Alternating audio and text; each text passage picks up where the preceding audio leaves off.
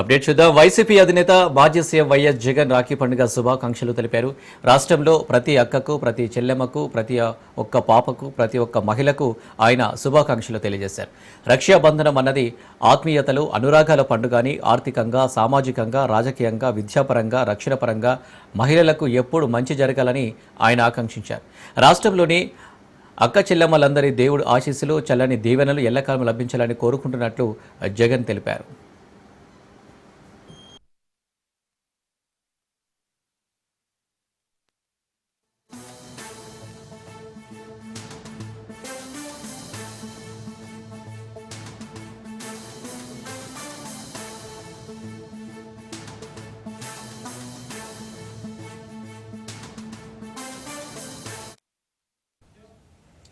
YCP అధినేత మాజీ CM YS Jagan Rakhi పండుగ శుభాకాంక్షలు తెలిపారు. రాష్ట్రంలో ప్రతి అక్కకు, ప్రతి చెల్లెమ్మకు, ప్రతి ఒక్క పాపకు, ప్రతి ఒక్క మహిళకు ఆయన శుభాకాంక్షలు తెలియజేశారు.